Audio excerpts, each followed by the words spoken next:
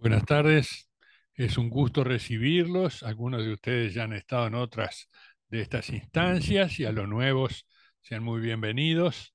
Es otra de las actividades de educación e información a la comunidad, a quienes quieran conectarse, tanto quienes están vinculados a MP como abierto al resto del público. Y esta vez, junto con el profesor Walter Pérez, con quien coordinamos estas actividades, tenemos el gusto de presentar a dos de nuestros distinguidos dermatólogos, docentes ambos, con una larga y fecunda carrera, que nos van a ilustrar sobre aspectos de algunas afecciones de la piel que seguramente son de interés. Y precisamente una de las cosas que nos interesa es prevención, cuidado, atención precoz a posibles problemas de la piel, de manera que los voy a dejar rápidamente con los expositores, el profesor Néstor Macedo, la doctora Lidice Dufrescu.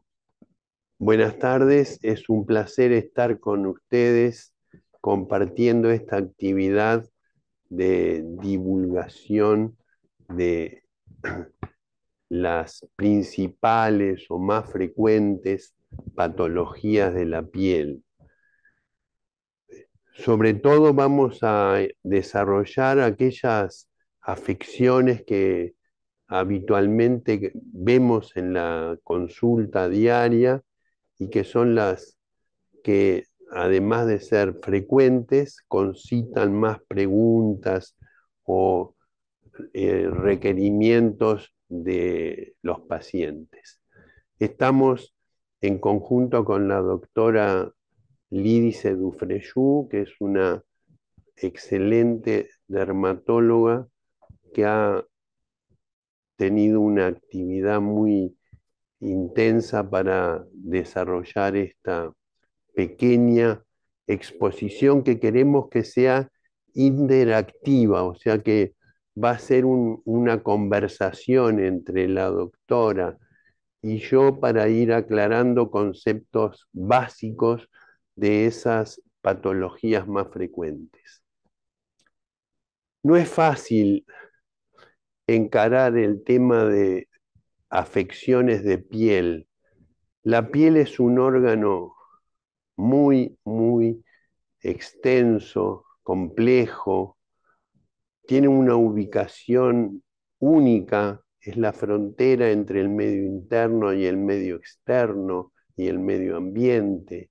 Está expuesta a una cantidad de noxas y agresiones. Tiene una enorme riqueza inmunológica, es un efector inmunológico de primer orden, tiene una función de protección, de barrera, que es esencial para mantener la integridad del medio interno. Tiene un efecto regulatorio, regula la temperatura, el contenido del agua corporal. Es además un órgano sensorial y un órgano endocrino, tiene secreción de múltiples sustancias que intervienen sobre todo a nivel de los mecanismos de protección en el sistema inmune cutáneo. Y además de todo eso tiene una enorme repercusión psicosocial. Nos relacionamos a través de la piel y ese aspecto psicológico, psicosocial, estético es también cada vez más relevante. Liz. Bueno, acá armamos algunas diapositivas. Bueno, buenas tardes a todos primero. Muchas gracias por estar con nosotros y acompañarnos. Acá estuvimos armando diapositivas como para ir conversando sobre los diferentes puntos. Esto es un esquema de lo que es la piel, que como ustedes ven, tiene diferentes capas. Y de acuerdo a la capa donde estamos, podemos encontrar diferentes patologías. O sea que cuando hablamos de la piel como órgano, con la epidermis, la dermis, la hipodermis o el tejido graso subcutáneo. también con los folículos pilosos, y hay problemas de piel que solo son en las capas más superficiales, como es la epidermis, hay problemas más profundos, como endermis o hipodermis, y todo eso es lo que nosotros abarcamos y examinamos con los exámenes físicos que realizamos en consulta. ¿Cuáles son las infecciones cutáneas más frecuentes? Las infecciones cutáneas son un punto importante para nosotros, ¿no? En la consulta, sin duda. porque las infecciones cutáneas pueden ir desde cuadros que son banales o leves y que son muy comunes incluso, por ejemplo, en la infancia, a cuadros que pueden tener mayor gravedad. Por ejemplo, acá pusimos dos fotos que son, por un lado, un cuadro banal como es el impétigo, que es la sobreinfección bacteriana o la infección bacteriana superficial que ocurre a nivel de la epidermis por bacterias como el Staphylococcus aureus o el estafilococo dorado, que es bien conocido, hubieron epidemias de este estafilococo, y también puede ser causada por el estreptococo, que son dos bacterias que están en nuestra piel, ¿no? Somos portadores, sobre todo del estafilo. Generalmente lo que ocurre es que la piel no es estéril, la piel tiene un montón de bacterias que viven ahí. Entonces, cuando uno genera una puerta de entrada, por ejemplo, con alguna caída, con algún traumatismo, esas bacterias que están viviendo arriba de la piel pueden penetrar y causar estos cuadros. Ponemos siempre todo lo periorificial alrededor de la nariz, alrededor de la boca, porque es donde más frecuentemente se da este cuadro en los niños. Se ve como costras, que son costras que tienen un color amarillo, mielicérico, como el color de la miel, y siempre estas infecciones requieren el tratamiento con antibióticos. Acá tenemos otro cuadro, un poquito de mayor gravedad por la edad en la que se da. Esto es un lactante, ¿no, Néstor? Sí. Estos son cuadros muy frecuentes en niños, pero también se ven en adultos. Y en niños son extraordinariamente frecuentes en los pacientes que tienen una condición genética atópica o alérgica, donde la colonización, sobre todo por Staphylococcus aureus, es muy alta. Entonces, en esos niños, en algún momento se desarrollan esas lesiones superficiales, erosivas, cubiertas de una pequeña costra amarillenta, melicérica, que eso sella el diagnóstico de infección bacteriana.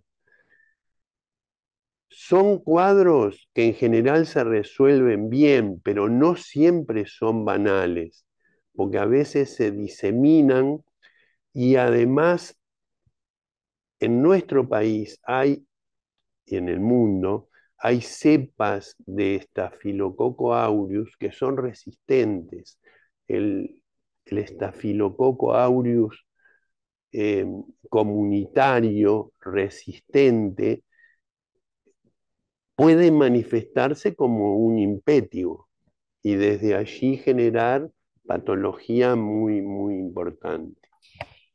Bueno, por eso cuando vemos estos cuadros, que en realidad en consulta se presentan con estas infecciones, siempre tenemos que ser cuidadosos y siempre mandamos antibiótico-terapia. Lo que pasa es que en dermatología tenemos la posibilidad de mandar antibiótico-terapia tópica y si es necesario, tópico nos referimos a los antibióticos que van en crema, y si es necesario, asociar algún antibiótico vía oral, ¿sí? Sobre todo tratando de evitar que, que se generen infecciones más profundas y cuadros más graves. Este es otro cuadro infeccioso muy común, que es la foliculitis, que es la infección que se produce en la salida del vello o del pelo. ¿Sí? Esto es obviamente común en las áreas pilosas y básicamente también los tratamientos son tratamientos con antibióticos que pueden ser locales o con antibióticos que también son sistémicos. Y pueden pasar a cuadros más profundos y puede tener también sus complicaciones con infecciones más profundas como las que estamos viendo ahora. Como ven, estas lesiones son lesiones que se nota que son más profundas. Cuando el paciente viene y ve algo de esto, dice, me noto que tengo un huevo, que tengo hinchado, o me supuró, me salió pus. Ahí ya estamos hablando de cuadros que si bien están en piel, son cuadros que son más profundos y estos por lo general sí requieren antibiótico-terapia y antibióticos vía oral y siempre dependiendo del terreno del paciente, ¿no? Eso también es algo que hay que valorar. Claro, la mayoría de estos cuadros, la foliculitis y en alguna medida también el absceso, tiene que tener factores intercurrentes favorecedores En general, la foliculitis predomina ampliamente en pacientes obesos o pacientes con tratamientos corticoideos prolongados o en pacientes con quimioterapia. Y el absceso puede ser primario, pero en general es una lesión previa que se absceda, como un quiste epidermoide que en un momento tiene esa complicación bacteriana y se absceda. Claro, capaz que para tenerlo un poco más claro, el absceso lo podríamos definir como una colección o como una acumulación de pus bajo la piel. Digo Es esto un para entender saco de pus, exactamente, exactamente. Y eso siempre requiere tratamiento antibiótico vía oral y muchas veces requiere también drenaje, sí. de drenajes. Acá tenemos otros ejemplos de infecciones bacterianas ya más severas, cuadros que incluso pueden llevar a la hospitalización y que pueden requerir antibiótico-terapia intravenosa. ¿Sí? eh, Es el caso de la erisipela y la celulitis, que son las infecciones más profundas que se ven en la piel y que, como les decíamos, también cuando el paciente tiene algún factor predisponente, alguna inmunosupresión, esas bacterias que pueden estar en la piel ingresan y van directo al fondo y generan este tipo de infecciones que son infecciones realmente profundas, sí. que pueden generar cuadros incluso de sepsis y que pueden llevar a cuadros realmente graves. Ahora pasamos a otro tipo de infecciones más Ahí comunes, está. ¿no? Vimos infecciones bacterianas. Ahora rápidamente vamos a ver infecciones virales. Lo más frecuente son las verrugas vulgares. Las verrugas vulgares, sobre todo en manos, las verrugas plantares. Esos son cuadros muy frecuentes y a cualquier edad, pero muy frecuentemente en niños. Acá tenemos una verruga plantar única. Eso provoca dolor, sobre todo a la compresión, a la presión, al caminar. Esta es una forma clínica complicada para tratar, que es la verruga plantar el mosaico, con múltiples verrugas que coalescen y generan esa lesión que es muy difícil de tratar. Sí, además lo que ocurre con este tipo de diagnósticos y las verrugas en general, es que es muy difícil el tratamiento porque no tenemos forma de matar al virus, que eso es lo que explicamos muchas Exactamente, veces en la consulta. Lo que sí hacemos es destruir la lesión y destruir localmente lo que genera ese virus, pero el virus en realidad va a acompañar al individuo siempre. Entonces, esas verrugas, primero, son difíciles de tratar porque requieren terapéuticas destructivas y a su vez, esas terapéuticas destructivas hay que repetirlas durante meses. Bueno, todos tenemos algún ejemplo de claro. pacientes que nos ha llevado años también, meses y semanas seguro, son tratamientos largos. Acá pusimos otro virus que tiene las mismas características. Digamos que el virus ingresa al cuerpo, se expresa en la piel por medio de estas lesiones. Este es el virus, poxvirus del molusco contagioso, y el molusco genera estas lesiones fundamentalmente en los niños y más o menos responde a la misma mecánica. Uno es portador del virus, el virus da esas lesiones, no tenemos forma de matar al virus, eso lo hace el sistema inmunológico, Claro. y bueno, a veces dejamos al sistema inmunológico que actúe y lleva meses, y a veces con el sistema inmunológico y con nuestro tratamiento también lleva meses. Sí. Son tratamientos que son complejos. Lo que decía recién Néstor de los pacientes atópicos o con piel sensible o reactiva, también los cuadros de moluscos incluso se pueden infectar con infecciones bacterianas, como que todo se puede ir complejizando, ¿no? El molusco contagioso es absolutamente irrelevante desde el punto de vista Médico, médico, claramente, sí. pero es un drama familiar porque genera una angustia y una ansiedad en los padres que requieren medidas y así inmediatas para eliminar el molusco. Y hay que apaciguar esa ansiedad de los padres, porque esto es un hecho casi que exclusivamente estético, cosmético. Sí, pero Y yo mirá que yo también me pongo ansiosa para sí, tratarlos, ¿eh? bueno, pero entonces hay que ser conservador, hay que respetar la integridad del niño sí, y podemos ir desde algunas medidas destructivas y otras que tratan de estimular el sistema inmune cutáneo para que neutralice el virus.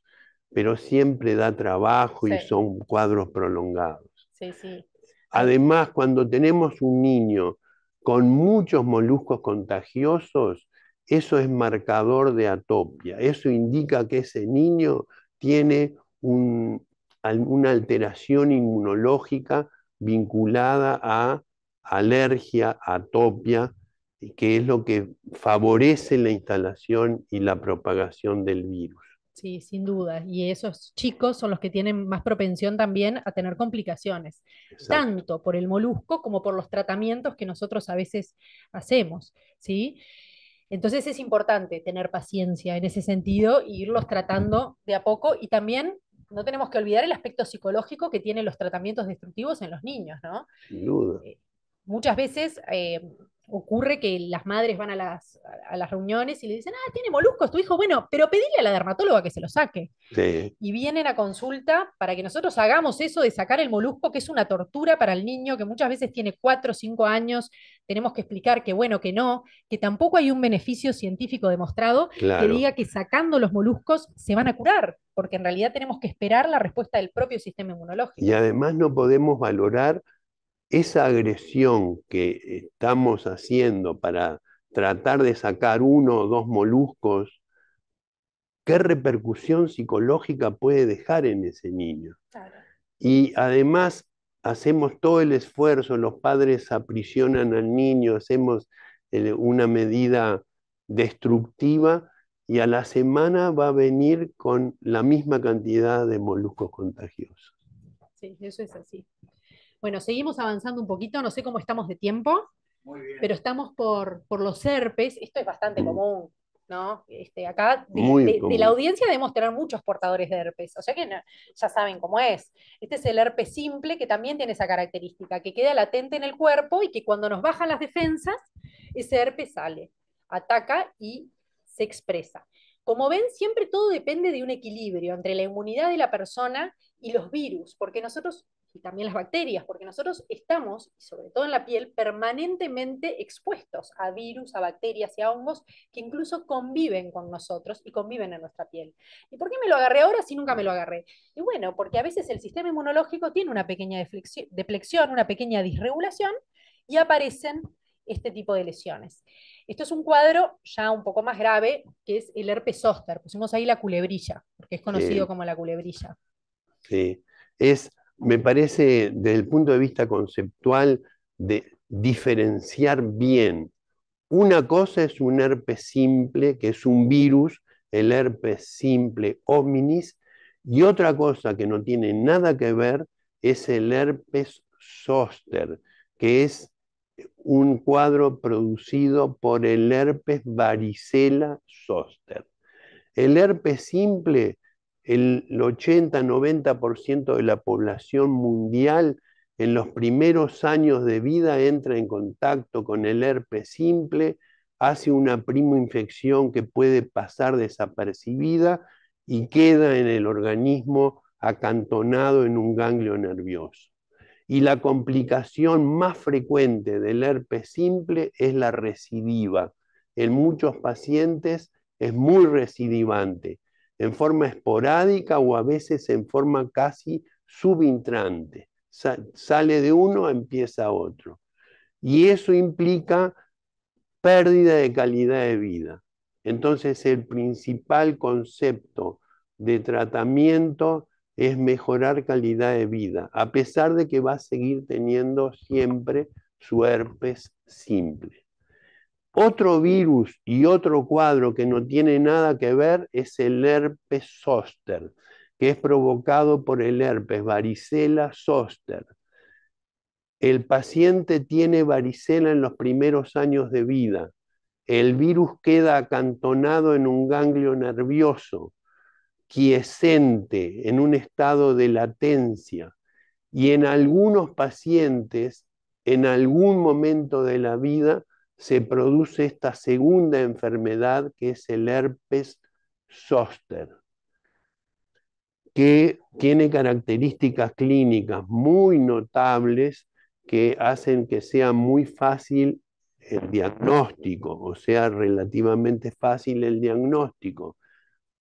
Y el tratamiento se basa primero en una medida que corta la duplicación, la replicación del virus. O primero entonces, precozmente, empezar con una medicación antiviral.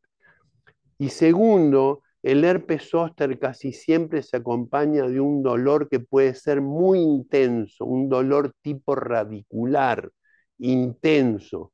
Entonces, también de entrada, precozmente, tenemos que agregar medicación que contemple esa inflamación de la raíz nerviosa que genera el dolor. Y acá la complicación no es la recidiva, es poco frecuente que el herpes zóster recidive. Acá la complicación es el dolor, la diseminación que puede darse y sobre todo la instalación de un cuadro doloroso post-herpes zóster. Después que el herpes zóster curó sus vesículas a nivel de piel, puede persistir por meses o años el dolor, que puede ser muy intenso y es muy difícil de tratar. Bueno, ahora cambiamos un poco de tema. Fuimos a hablar un poco del acné, que es una patología muy frecuente y que es un porcentaje muy alto de la consulta, ¿no? ¿Sí? Es un porcentaje altísimo de la consulta. Entonces, ¿qué es el acné? ¿El acné es una enfermedad? ¿No es una enfermedad? Bueno, en realidad es una enfermedad del folículo pilosebáceo. Acá lo tenemos ubicado, ¿sí? Acá, a nivel profundo, en donde se implanta el pelo, está ese folículo que lo que empieza a experimentar, influenciado por factores hormonales y por otros factores, dependiendo de la edad, empieza a generar algunos cambios que lleva a la aparición de lesiones. Esto es más típico en la adolescencia y es el clásico acné juvenil que todos conocemos. Eso es lo más conocido, pero cada vez es más frecuente y lo vemos y está absolutamente eh, extendido el acné en la población adulta, tanto en mujeres Claro. como en hombres. Entonces, muchas veces viene la inquietud a la consulta de ¿por qué lo voy a tratar si se le va a ir? Bueno, no sabemos si se le va a ir, ¿no? Sí. O dura O años y dura deja años. un paciente joven que vive esa etapa de la vida lleno de granos y después queda con cicatrices deprimidas para todo el resto de la vida. Sí, a veces pasa también que como esto dura años y la adolescencia, digamos, va desde los 11, 12 hasta los 18, 19, bueno, se le va a ir en algún momento, pero en realidad desde los 11 años a los 19 va a estar 8 años con Claro, granitos. Entonces, eso es importante valorar, sobre todo por la repercusión de vida que tiene en el paciente y en el adolescente que está en un momento de su vida muy importante, en un a momento donde veces es están. Es devastador para un... devastador. Y Sí, además a veces uno ve chicos que tienen muy pocas lesiones y que están tremendamente angustiados, sí, y a veces vemos chicos que nosotros desde el punto de vista médico consideramos que tienen un acné severo y que no les importa tanto. es Entonces, verdad. cuando uno va a hacer el tratamiento, tiene que tener eso en cuenta, ¿no? En realidad, si sabemos que va a dejar cicatrices, es cuando creo que más nos preocupa, ¿no? Cuando vemos un acné que tiene chance de dejar cicatrices que se ven como pocitos cuando uno es grande. Claro. Entonces, ¿hay más de un tipo de lesión de acné? Sí, en realidad el acné presenta puntos negros, presenta otros puntitos que se ven como puntos blancos, también presenta lesiones que son solamente rojitas e inflamadas, que son las pápulas, después las pústulas, que es el típico granito amarillo, y después hay lesiones más profundas, como los quistes y los nódulos. Pero esto lo aclaramos porque todas estas lesiones son diagnósticas de acné. Tiene acné el que tiene solo puntos negros en la nariz o el que tiene puntos negros, pápulas, pústulas, nódulos. ¿Sí? Y acá vemos de las lesiones más leves, las más típicas, los poros dilatados, puntitos negros, que se llaman comedones abiertos, comedones cerrados. Bueno, ¿sí? Acá vemos hasta casos que son más severos y que a chicos de 15, 16 años que muchas veces están empezando a salir a bailar, que están empezando a tener actividades sociales, que se cambian de colegio, el tener estas lesiones muchas veces menoscaba su autoestima. Por eso es la importancia del Bueno, tratamiento, ¿no? Acá tenemos casos más severos, ¿sí? Ubicados en otras áreas. Entonces un poco largamos estas preguntas, ¿no? Si siempre se debe tratar el acné, ¿a vos qué te parece, Néstor? Sí, creo que siempre hay que tratar el acné. Yo pienso lo mismo. Capaz que tenemos que pensar en cuál va a ser el tratamiento más adecuado, ¿no? Si vamos a Claro, hacer tratamiento en cremas, tópico, o si tenemos que ir a otras herramientas. hay toda una gradación de opciones terapéuticas que hay que manejar, pero que el tratamiento hay que hacerlo sin duda. Y acá planteamos si el acné se trata con dieta, porque esto es una pregunta que viene mucho a la consulta. El tratamiento del acné no incluye realización de dietas de ningún tipo. Lo que sí se ve, y cada vez se demuestra más, es que hay algunos alimentos en algunos pacientes que parecerían desencadenar el acné. ¿Cuáles serían esos alimentos? Que eso también nos lo preguntan mucho, eso está bastante estudiado. Son sobre todo los alimentos que tienen un índice glicémico alto, o sea, los alimentos ricos en azúcar. También los lácteos y, según este trabajo, que lo leí recientemente, también se piensa que la carne estimularía la inflamación y generaría riesgo de acné.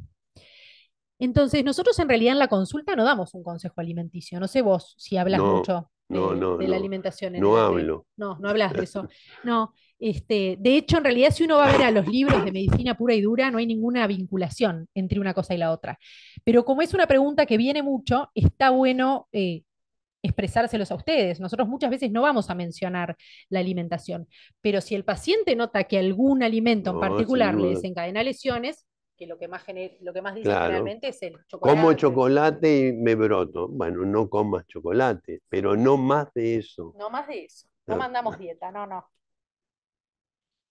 Bueno, y acá tenemos las escalas terapéuticas. ¿Qué es lo que se hace en el acné? Nosotros somos partidarios de tratar el acné, sobre todo ya si ese acné trae al paciente a la consulta es porque al paciente en algún punto le importa. Y a nosotros nos importa lo que le importa al paciente. O sea que si a él le importa, a mí también, entonces lo voy a tratar.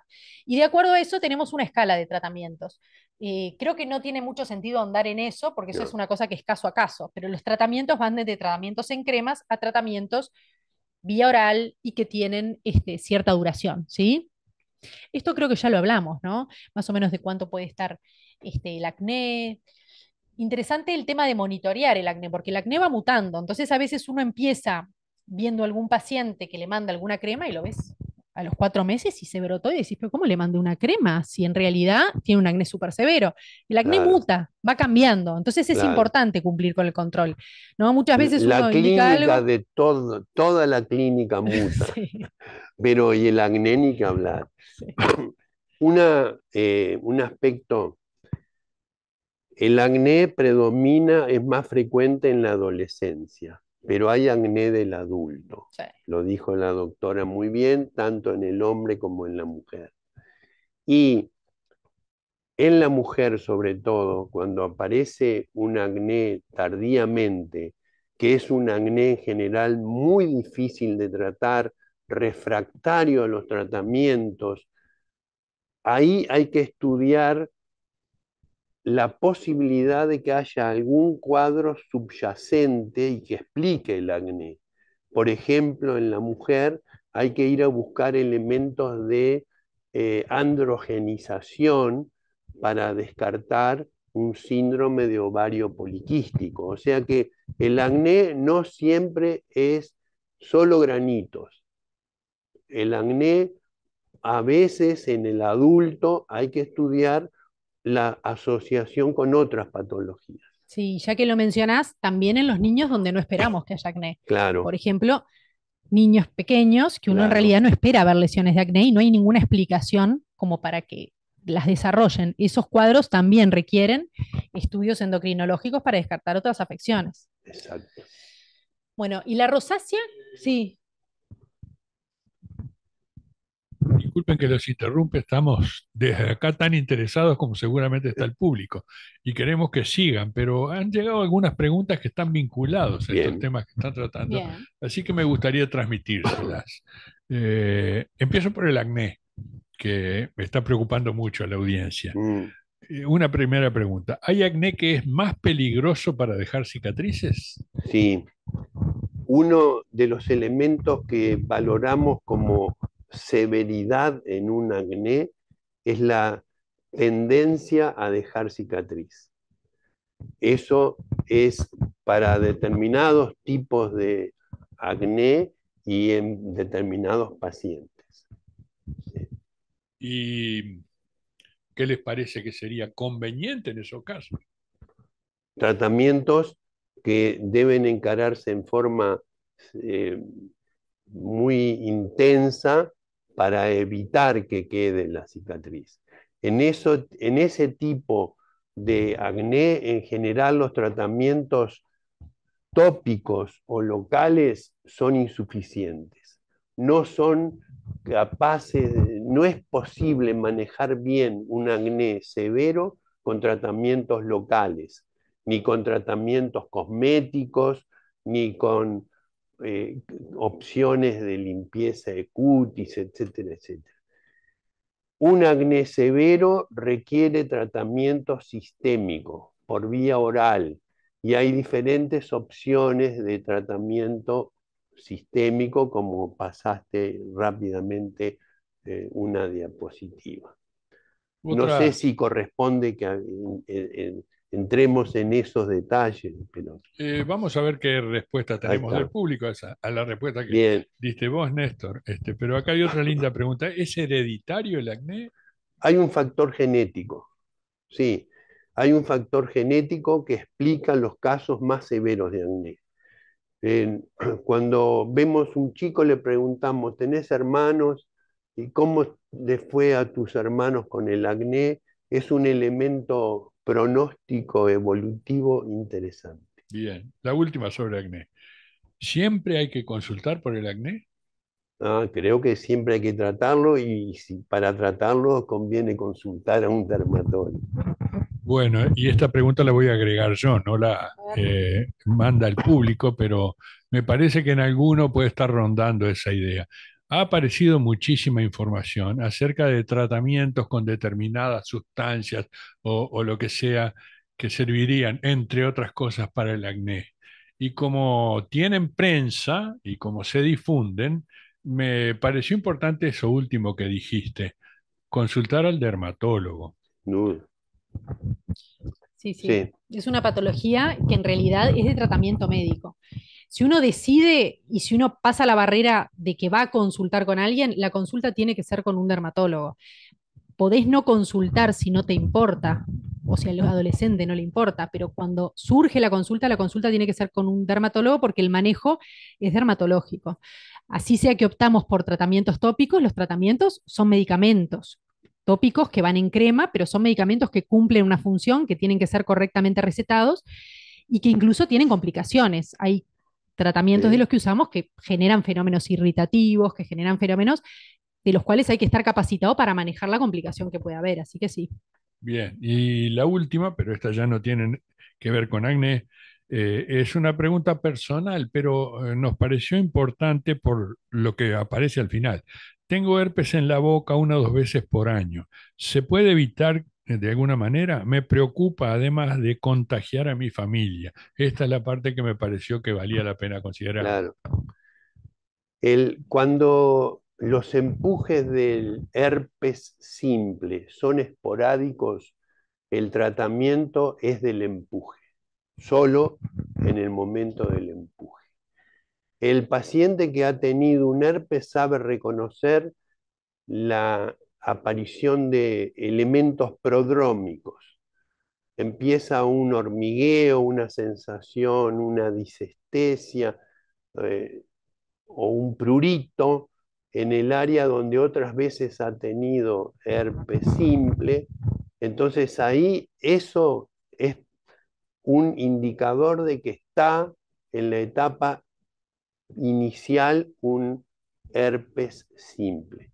Y ahí ya tiene que hacer tratamiento. Y el tratamiento es sistémico, es por vía oral y es un antiviral. 2 o 3 episodios en el año es esporádico. Solo hay que tratar y precozmente el empuje. A veces hay pacientes que tienen muchos empujes en el año. Entonces ahí la posibilidad que tenemos hoy de mejorar su calidad de vida es hacer un tratamiento supresor. Un poco arbitrariamente, porque depende de cuánto repercuta en la calidad de vida del paciente. Pero si hay más de 6 empujes en el año, está justificado empezar un tratamiento supresor. Y el tratamiento supresor es hacer un antiviral diariamente, todos los días, durante muchos meses. Eso lo mantiene probablemente libre de empujes ese periodo, pero no implica que una vez que termina el tratamiento supresor pueda hacer nuevos episodios. Y aún haciendo tratamiento supresor puede de vez en cuando tener algún empuje. Con respecto del contagio, eso mismo te iba a preguntar. ¿Qué te parece con respecto del contagio a la familia? Porque bueno, es lo que decíamos, 80-90% de la población del mundo en los primeros años de la vida entra en contacto con el herpes simple. En los primeros 15-20 años de vida hace la primera infección o antes. Entonces, claro, si vos tenés un paciente que está con lesiones activas de herpes simple y tiene un chiquito recién nacido, lactante, un niño chico, trata de no exponerlo porque transmite el virus. Claro, pero en una persona adulta ya tiene su virus. Totalmente. No hay que culpabilizarse Cada ni uno sentirse tiene mal. su virus. Si los hijitos son grandes Claro. y la pareja también es adulta, Claro. no hay problema y no se manda una prevención particular. No. Lo que sí es verdad lo que dice Néstor con respecto al lactante, ¿no? El cuadro de herpes Claro. en el lactante es una cosa no es grave, puede llegar a serlo, sí. en el lactante, No, en el neonato es grave, pero en el lactante... No, y en los niños chiquitos y con atopia, bueno. porque ahí se genera un cuadro muy importante, muy severo, en el niño se genera, que es la erupción la varioliforme. erupción varioliforme de Kaposi. ¿no? Bien, sigan ustedes ahora que estamos todos muy interesados. Y ahora habíamos pasado a rosácea. Rosácea. Este es un motivo de consulta súper frecuente. Por eso lo pusimos, porque la rosácea es una afección de la piel que se vincula en algún punto con, o es parecida, o a veces se confunde con el acné, que consiste en el enrojecimiento de la piel, o lo que llamamos flashing. ¿Por qué la piel se pone roja? La piel de la cara, de nariz y de las mejillas se pone roja. Bueno, se pone roja porque a veces nos exponemos a algo que haga que nos ponemos rojos, y a veces porque tenemos rosácea, es decir, tenemos una sensibilidad especial en nuestros vasos sanguíneos para inflamarse. Entonces, esos vasos sanguíneos que están abajo de la piel se inflaman, se engrosan y esos vasos sanguíneos se hacen translúcidos y los vemos. Y eso es el inicio o una de las formas más típicas de rosácea, que es lo que estamos viendo en la foto. Pero la rosácea tiene algunas otras características, como que puede tener varias presentaciones clínicas. Y esto en realidad lo pusimos como para acordarnos. Está lo que es la cara roja, que es el morrón rojo, pero a su vez puede aparecer la cara roja y eso acompañarse de granitos con o sin pus, como estas semillitas que tiene el morrón, para remedar los granitos. Y además hay un tipo de rosácea que es lo que se llama rosácea fimatosa, que genera un engrosamiento del tejido, generalmente de la nariz. Y al engrosar ese tejido, los poros de donde salen los pelos quedan como medios incrustados o la piel queda capitoneada y da el aspecto de frutilla o de nariz de borracho, que es lo más típico que genera la rosácea a largo plazo. Es en la nariz, pero puede ser también en la pera, puede ser también en las mejillas, puede aparecer en diferentes áreas de la cara. Y es un motivo de consulta realmente frecuente la rosácea, ¿sí? Porque lleva a cuadros que comprometen también la imagen y la calidad de vida de la persona. Hay varios estudios que han hablado de la repercusión que tiene la rosácea en el individuo, generando cuadros de ansiedad, depresión. Hay gente que le da vergüenza, que sabe que va a tener una reunión con alguien importante y me voy a quedar colorada, no me quiero poner colorada porque la gente se piensa que estoy nerviosa. Y bueno, todos esos cuadros son cuadros que nosotros tratamos y hay planes terapéuticos específicos para cada tipo de rosácea. Y nuevamente, la consulta al dermatólogo también es importante, porque hay muchos de los tratamientos que se venden o que se publicitan o promocionan que a veces son negativos, sobre todo para los pacientes que tienen rosácea, ¿no? El skincare, que es algo que nos preguntan mucho, en algunas patologías tiene importancia, y en el caso de la rosácea tiene mucha importancia, porque esta enfermedad que hace que seamos más sensibles a diferentes estímulos, como el calor, la ingesta de alcohol o de vino, el calor, por ejemplo, después de la ducha, o el calor cuando estamos cerca de una fuente de calor, todos esos cuadros, incluso el estrés influye mucho también en la rosácea, y todos esos desencadenantes los tenemos que evitar, los tenemos que contrarrestar, no estimulando más la piel, no generando más daño, no usando jabones abrasivos, no usando protectores solares o cremas que vayan en contra de esa hipersensibilidad que hay en la piel. ¿Sí? Es fundamental tratar la barrera de la piel. Hay ciertas cosas que conviene evitar en la rosácea, ciertos tratamientos que conviene no hacer. Y bueno, eso es bastante importante recalcarlo también, destacando la importancia que tiene primero hacer un diagnóstico de rosácea y segundo, encaminar los tratamientos que se hacen los pacientes, que los tratamientos también pueden ir a la vía oral y la rosácea también tiene cuadros graves, ¿no? Sin duda. Entonces acá hay algunas cosas típicas que se usan para limpieza de la piel, que en realidad lastiman la piel o que estimulan la inflamación de la piel, que tratamos de evitarlas. Acá hablamos un poquito del tratamiento, pero simplemente para tener en cuenta que según el tipo de rosácea elegimos tratamientos en crema, tratamientos que pueden ser a su vez físicos, con láseres, con luces pulsadas, o tratamientos incluso vía oral, en los cuadros más inflamatorios. Y la terapéutica de los FIMAS, que es este último cuadro que habíamos descrito, como se conoce, esa nariz como de borracho o la pera ensanchada, tiene otros tratamientos que incluyen también medicaciones por boca combinadas con tratamientos físicos. Ahora vamos a la psoriasis, Muy que es muy bien. común la psoriasis. 5% de la población general padece psoriasis. Entre el 4 y el 5% de la población mundial no respeta etnias, sexo, o sea que es muy, muy frecuente. Y va de cuadros, que son cuadros sencillos, a cuadros que pueden ser muy severos y que pueden requerir internación. Todos hemos visto pacientes y hemos tenido que internar en más de una oportunidad pacientes con formas graves de psoriasis, ¿Sí? que son además de muy difícil tratamiento, ¿no? Incluso poco frecuente por suerte, pero hay casos con compromiso y riesgo vital. Absolutamente. En sí, la psoriasis es una enfermedad de la piel inflamatoria que tiene un peso genético, es decir, está en sus genes. Una cosa es que esté en mis genes y otra cosa es que sea hereditario, que esto está bueno también aclararlo. Claro, Nosotros tenemos como un disco duro que es la información genética, como si fuera el disco duro de una computadora que tiene toda la información de lo que podemos tener, ¿sí? Y esos son nuestros genes y están almacenados obviamente en cada individuo. La psoriasis o la predisposición está en los genes. ¿Hay posibilidad de que sea hereditaria? Es decir, ¿lo puedo transmitir? ¿Se puede transmitir? Por supuesto, pero que sea genética no significa que uno siempre tenga que buscar si hay un padre o madre con psoriasis, si bien justo en la sí, psoriasis es bastante común que se dé. claro. Entonces, esa enfermedad está en los genes y hay determinados factores, de los cuales no siempre sabemos cuál es el factor que desencadena la enfermedad, pero hay factores que hacen que esa psoriasis se despierte.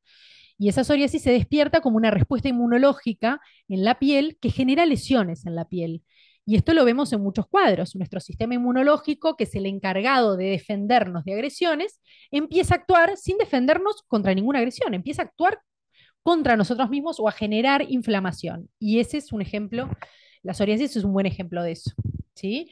Es una enfermedad que se caracteriza por empujes y remisiones, que se vinculan mucho los empujes al estrés. Hay pacientes que saben perfectamente que cuando tienen exámenes les va a venir la psoriasis, o cuando tienen una reunión importante les viene la psoriasis, o cuando pasan por algún momento estresante vital, alguna muerte de familiar, mudanza, etcétera, aparece la psoriasis.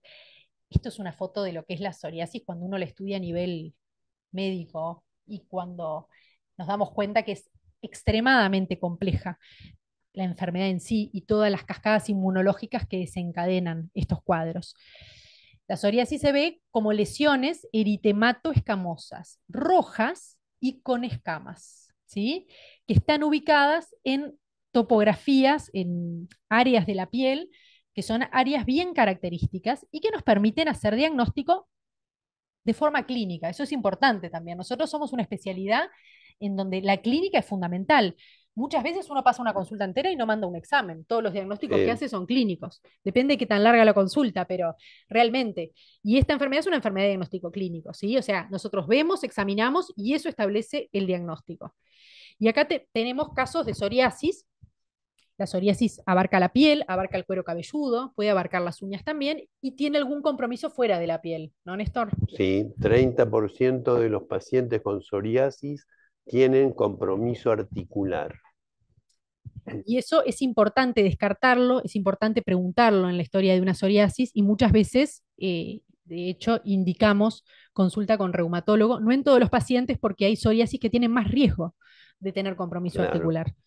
Y es una enfermedad que ha tenido un gran vuelco en lo que es la terapéutica, ¿no? Hemos pasado por muchas terapéuticas y tenemos fármacos sumamente efectivos hoy para la psoriasis. Depende de lo que pasa de la gravedad, ¿no? claro. Sí, la mayoría de la psoriasis que llamamos psoriasis vulgar, es un cuadro localizado con localización cuero cabelludo, codos, rodillas, región sacrolumbar. Esa es la psoriasis más frecuente. Y el tratamiento en en esa situación, el tratamiento tiende a ser un tratamiento local, tópico. Pero hay cuadros de psoriasis que son muy severos, que son importantes, muy extensos, que comprometen mucho la calidad de vida o que incluso algunos comprometen la vida. Entonces ahí el tratamiento local es insuficiente y hay que pasar a un tratamiento sistémico. Los tratamientos sistémicos convencionales que hemos usado con mucha eficacia durante años son el acitretin, la ciclosporina A, el metotrexato, son inmunomoduladores, son medicación que actúa modulando, regulando el sistema inmunológico. Y son medicamentos que son eficaces, pero que no están diseñados para usar en una afección crónica que puede durar años, porque conllevan efectos secundarios. Los hemos manejado con seguridad, pero siempre con mucho monitoreo y a veces genera mucha dependencia al paciente el tratamiento.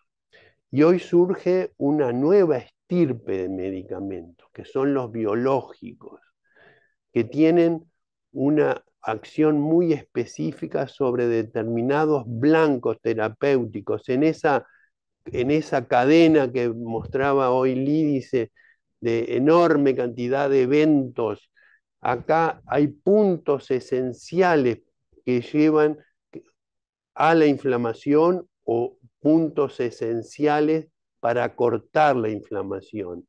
Y ahí en esos puntos específicos actúan estos nuevos medicamentos que son los biológicos, que son, se inyectan, la mayoría son inyectables, y un paciente puede permanecer años bien sin lesiones o con mínimas lesiones con una inyección por mes o cada 15 días. También hay que valorar quiénes son los candidatos para recibir ese Obvio. tratamiento, ¿no? Muchas veces pasa que los pacientes están como en el medio, no sos tan severo o no como para hacer uno de esos tratamientos, tampoco sos tan leve como para funcionar bien Sí. con otros tratamientos. Y bueno, Entonces, hoy surge otra estirpe que son los inhibidores ya, Janus-quinasa, sí, que son otra opción y sí. también permiten un manejo muy bueno. Bueno, y ahora de la dermatitis atópica, estamos con poco tiempo. Entonces, Bueno, no sé, a mí este tema me encanta, yo acá me extendería, yo hablaría todo el día de esto porque me parece increíble, una enfermedad que me encanta. Pero vamos a tener que hacerlo medio rápido. La dermatitis Hacemos atópica. otro round, otro día. No, que hay mucha gente que está escuchando la exposición y seguramente van a haber más preguntas todavía. Entonces la propuesta es, si ustedes lo consideran adecuado, dejar alguno de los temas para una próxima charla, en otra oportunidad, e ir Sí. tranquilos y contestando las preguntas del Me público. parece bárbaro, claro. Perfecto. Acá viene una. En el caso de la rosácea, se pregunta, ¿qué es lo que no hay que hacer? Por ejemplo, ¿sirve masajes? ¿Sirve radiofrecuencia? La rosácea tiene, la piel de la rosácea tiene una característica esencial, es una piel altamente intolerante. Entonces, cuanto menos se hace, mejor. Sobre todo cuando está rojo, inflamado. Entonces ahí hay que hacer tratamientos descongestivos, poca medicación activa y medicación por vía oral. Todo lo que es manipular, masajes, es contraproducente, Sí, porque es una piel hiperreactiva. y la radiofrecuencia además depende, hay muchos tipos de radiofrecuencia, pero la radiofrecuencia generalmente trabaja con calor. Y como esto es una alteración que con el calor Claro, se exacerba, en realidad no es lo más adecuado, ¿sí? Para las pieles con Desde rosácea. el punto de vista de indicaciones, de técnicas, lo que es útil y valioso en la rosácea, sobre todo en lo que los franceses llaman cuperosis, que es la rosácea roja, cuando el componente más prominente es el componente vascular, con dilatación o pasajera, transitoria o permanente, y la aparición de telangiectasias, de vasos dilatados. Ahí lo que es útil es la luz pulsada vascular, porque tiene un efecto que va haciendo colapsar los vasitos. Entonces vas disminuyendo lo rojo, porque va disminuyendo el caudal de sangre en el interior de esos vasos. Y acá llegan otras dos preguntas, les voy a hacer una primero y la otra después, referidas a otras dos formas de presentación de trastornos de la piel. El primero sobre psoriasis. Lesiones con costras en los codos. Algunas veces, ¿debo consultar? Sí, claro que debe consultar.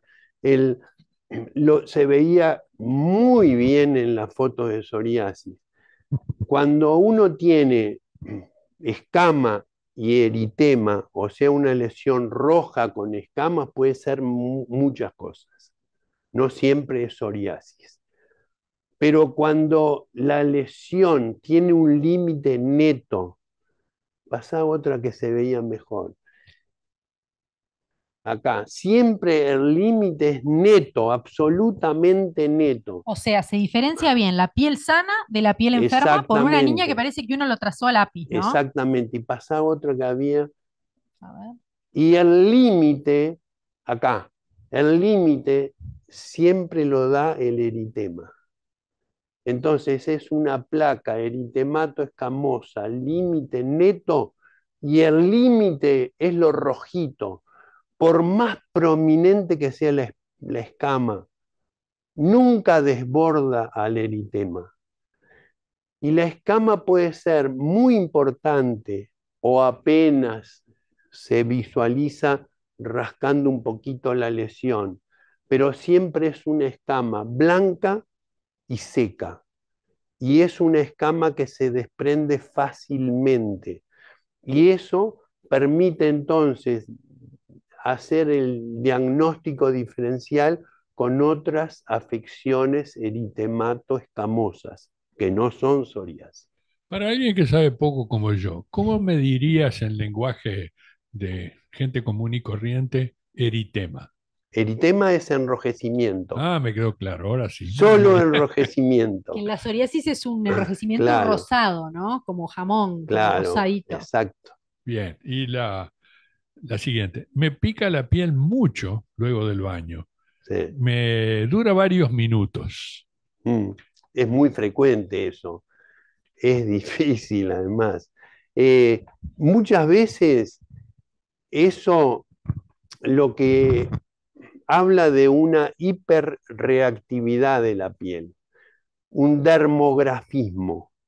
Puede ser la presión, la presión de la piel, eh, la presión que ejerce la ducha sobre la piel, eh, genera una respuesta con liberación de mediadores farmacológicos que inducen prurito. Otras veces simplemente el cambio de temperatura, menos frecuente, mucho menos frecuente, hay un prurito acuagénico, que es un prurito que se desencadena por contacto con el agua. Prurito es picazón. Prurito es picazón. Prurito es picazón. Entonces, lo menos frecuente es un prurito acuagénico. Lo más frecuente es que habla de una piel hiperreactiva, que frente a mínimos estímulos se liberan mediadores que producen prurito. En general eso le llamamos dermografismo, es una característica de la piel. Puede ser solo prurito, solo picazón, o puede acompañarse de eritema o de ronchas. ¿Ah? Aparece también acompañando el prurito. Y es algo que aparece, que puede parecer de golpe, ¿no? Porque muchas veces viste que Sí, eso los desconcierta a las personas en claro, general, pero ¿cómo que tengo piel reactiva y siempre me bañé, nunca me pasó nada y ahora claro, me está pasando? Bueno, la piel es así, ¿no? claro. Es así, uno no presenta reacciones hasta que las presenta y hay cosas que hacen que estemos más sensibles a determinados agentes, en este caso al agua, pero puede pasar con otros contactantes, puede pasar con un montón de cosas. Bueno, como los interrumpimos varias veces, los dejamos seguir un poquito más porque el Bueno, público quiere hacer más preguntas. bueno, y hablando un poco del prurito o de la Sí, picazón, tenemos una enfermedad que se caracteriza por el prurito y por la picazón, que es la dermatitis atópica, que es una afección de la piel que abarca un espectro muy amplio. Eso pasa en general con las patologías y con las enfermedades, ¿no? Vos tenés un diagnóstico, pero vos podés tener una forma leve, una forma obvio. moderada o una forma grave. Entonces, cuando hablamos de este tipo de afecciones, hablamos de un espectro. Entonces, a veces el sello del diagnóstico que pesa, bueno, la mayoría de las dermatitis atópicas son leves y se caracterizan justamente por una hiperreactividad en la piel, por alteraciones en la barrera de la piel, que generalmente están en nuestros genes, son genéticas, que empiezan en la infancia, y esas alteraciones en la barrera hacen que nuestra piel sea mucho más sensible y a su vez hay alteraciones inmunológicas en esas pieles que hacen que la piel sea más reactiva, o sea, tiene más capacidad de reaccionar. Es más sensible porque es una piel que obviamente es estimulada por diversos factores. Es como si fuera, por ejemplo, una piel normal sería como un yin y una piel de alguien con dermatitis atópica es como una seda. Es más sensible y es más reactiva. Entonces esas personas, y son chicos, porque esto aparece en la infancia, que crecen con una mayor sensibilidad, con mucha eh, predisposición a reacciones inmunológicas, como la aparición de eczemas, y con mucha tendencia a tener picazón con con diferentes estímulos. Ahora no han surgido preguntas especiales, Mm, sino estas propuestas de temas, de Ah, manera que dejaríamos acá. bien, Les agradecemos muchísimo bueno, y yo quiero agradecerle al público que ha estado presente y sobre todo darle las gracias en nombre de MP, de su directiva, que está permanentemente apoyando el educar a la comunidad, no solamente a nuestros afiliados, sino a quienes tengan interés en estar presentes en este tipo de charlas informativas y les damos una muy cordial despedida temporaria a quienes han estado presentes. es, esto ha sido una forma muy placentera de reivindicar el compromiso que tenemos desde siempre con MP y Lo que sí queremos agradecer es a la audiencia, que es difícil visualizarla, percibirla a través de una laptop, pero bueno, a los que están ahí, muchas gracias.